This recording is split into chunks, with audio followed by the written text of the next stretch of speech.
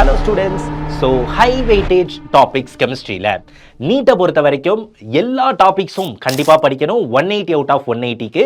ஆனால் இப்போ நான் சொல்ல போகிற டாபிக்ஸை படித்தா மட்டும் போதும், ஈஸியாக நம்மளால் 33லேருந்து ஒரு 35 கொஷின்ஸ் கிட்ட, அதாவது 140 மார்க்ஸ் கிட்ட நம்மளால் ஈஸியாக சொல்ல முடியும். ஸோ அது என்னென்ன இம்பார்ட்டன்ட் சாப்டர்ஸ், என்னென்ன டாபிக் அந்த சாப்டரில் படிக்கணும் அப்படின்றதையும் சொல்ல போகிறேன்.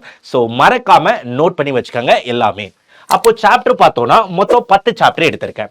ஃபர்ஸ்ட் கெமிக்கல் பாண்டிங், ரொம்ப ரொம்ப இம்பார்ட்டன்டான சாப்டர். அதுல hybridisation, VSCPR, VBT, MOT, dipole moment, இந்த கான்செப்ட்ஸ் எல்லாம் கண்டிப்பா படிச்சிருக்கணும். ஏன்னா எல்லா வருஷமுமே மினிமம் 3 கொஸ்டின்லேருந்து மேக்ஸிமம் 5 கொஸ்டின் வரைக்கும் கேட்கக்கூடிய சாப்டர் கெமிக்கல் பாண்டிங். அடுத்து coordination compounds.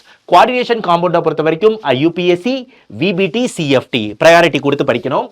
D and F black எலிமெண்ட்ஸை பொறுத்த வரைக்கும் KMnO4, K2Cr2O7 ரெண்டு காம்பவுண்டோட கலர், ப்ரிப்பரேஷன் எல்லாமே ரொம்ப ரொம்ப இம்பார்ட்டன்ட். அதுக்கு அடுத்தது ஜென்ரல் ட்ரெண்ட். நம்ம கிளாஸ்ல நம்ம லெக்சர்ல நானும் கிளியரா எல்லா ட்ரெண்டையும் ரொம்ப ப்ரிசைஸா கொடுத்துருக்கேன். யாரும் இன்னும் அந்த கிளாஸ் கவனிக்கலன்னா தயவு செஞ்சு போய் கிளாஸ் கவனிங்க. எலக்ட்ரானிக் கான்ஃபிகரேஷனுமே கண்டிப்பா கேட்பாங்க. அதுவும் மெயினா லாந்தனாய்டு அண்ட் தென் ஆக்டினாய்ட்ஸோட எலக்ட்ரானிக் கான்ஃபிகரேஷன். ஸோ இந்த 3 சாப்டர் ஹை ப்ரையாரிட்டி கொடுத்து நம்ம என்ன பண்ணணும், இன்ஆர்கானிக் கெமிஸ்ட்ரியில படிச்சுக்கணும். பிசிக்கல் கெமிஸ்ட்ரின்னு பார்த்தோம்னா ஈக்லிபிரியம். ஈக்லிபிரியம்ல pH கால்குலேஷன் ரொம்ப important. Solubility product, factors affecting equilibrium, இதை பேஸ் பண்ணி நிறைய தியரி கொஸ்டின்ஸ் இது வரைக்கும் நிறைய தடவை பாஸ்ட் இயர்ஸ் பேப்பர்லையுமே கேட்டிருக்காங்க. அதுக்கப்புறம் KPNKC, ஆஸ்வெல் டைல்யூஷன் லா ரொம்ப ரொம்ப important. Redox reaction. Redox reaction electrochemistry ரெண்டுமே கம்பைன் ஆன சாப்டர் தான், ஆனால் நான் செப்பரேட்டா எழுதியிருக்கேன். பேலன்சிங் ரிடாக்ஸை பேஸ் பண்ணியோ, டைப் ஆஃப் ரியாக்ஷனை பேஸ் பண்ணியோ, இல்ல n ஃபேக்டர் கால்குலேஷனை பேஸ் பண்ணி கண்டிப்பா கொஸ்டின்ஸ் வரதுக்கான சான்சஸ் அதிகம். எலக்ட்ரோகெமிஸ்ட்ரி. எலக்ட்ரோகெமிஸ்ட்ரியை பொறுத்த வரைக்கும் Faraday's law, delta G nought Gibbs free எனர்ஜிக்கும் EMF ஆஃப் த செல்லுக்கும் இருக்க ரிலேஷன், கோல்ட்ராஷ்லா கேட்கலாம், நர்ஸ்ட் ஈக்குவேஷன் கேட்கலாம், இல்லனா molar conductance at any concentration, equivalent conductance at any concentration படிச்சிருக்கோம் கரெக்டா. சோ அதை பேஸ் பண்ணி நம்மளுக்கு கொஸ்டின் வரும். எலக்ட்ரோகெமிஸ்ட்ரியிலேருந்தும் 3 to 5 கொஸ்டின்ஸ் எதிர்பார்க்கலாம். அட்லீஸ்ட் இந்த டாபிக்லாம் படிச்சோம்னா நம்ம 3 கொஸ்டின்ஸ் வந்து ஷார்ட்டா நம்மளால எழுத முடியும்.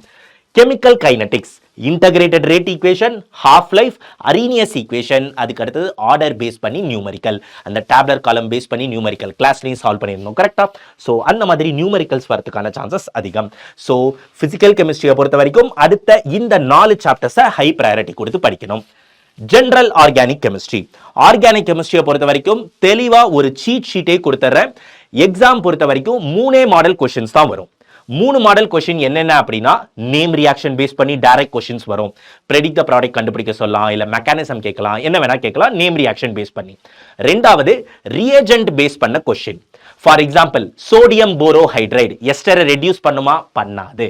இந்த மாதிரி கொஸ்டின்ஸ் வந்து கண்டிப்பா கேட்கலாம். மூணாவது model acidic strength, basic strength, order கேட்கலாம், இல்லனா ஸ்டெபிலிட்டி ஆஃப் இன்டர்மீடியட்ஸ் கேட்கலாம். சோ இந்த ஸ்ட்ரென்த், ஆர்டர், ஸ்டெபிலிட்டி இத பேஸ் பண்ணி கண்டிப்பா क्वेश्चंस வரும் ஜெனரல் ஆர்கானிக் கெமிஸ்ட்ரியில. சோ லாஸ்டா GOC2 அப்படின்னு நம்ம ஒரு கிளாஸ் எடுத்திருந்தோம். அதுல ரொம்ப ப்ரிசைஸா எல்லா எக்ஸெப்ஷனுமே நம்ம டிஸ்கஸ் பண்ணியிருக்கோம். எப்படி கம்பேர் பண்றது ஸ்டெபிலிட்டியை அப்படின்றதும் மறக்காம அதையும் போய் கிளாஸ்ல கவனிங்க. அதுக்கு அடுத்தது IUPAC நாமன்கிளேச்சர். கண்டிப்பா IUPAC நாமன்கிளேச்சர் கோஆர்டினேஷன் காம்பவுண்ட்லயும் இம்பார்ட்டன்ட், ஆர்கானிக் காம்பவுண்ட்ஸ்லயுமே இம்பார்ட்டன்ட். கண்டிப்பா கொஸ்டின்ஸ் வரதுக்கான வாய்ப்புகள் அதிகம். அதுக்கு அடுத்தது hydrocarbon chapter. Hydrocarbon சாப்டர்ல கண்டிப்பா எதை படிச்சுக்கணும் அப்படின்னா, ஆல்கீனோட ரியாக்ஷன்ஸ், ஓசோனோலைசிஸ், இந்த மாதிரி நிறைய இம்பார்ட்டன்ட் ரியாக்ஷன்ஸ் இருக்கு ஆல்கீனுக்கு. So alkene ரியாக்ஷன்ஸை படிச்சுக்கங்க. அதே மாதிரி ப்ரீவியஸ் இயர் பேப்பர்ஸ்லாம் ஸ்டடி பண்ணோம் அப்படின்னா, லாஸ்ட் ஒரு 5-6 வருஷமா அரோமேட்டிக் ஹைட்ரோ கார்பனை பேஸ் பண்ணி நிறைய கொஸ்டின்ஸ் வந்திருக்கு எக்ஸாம்ல. சோ அதையும் மறக்காம பாத்துக்கங்க.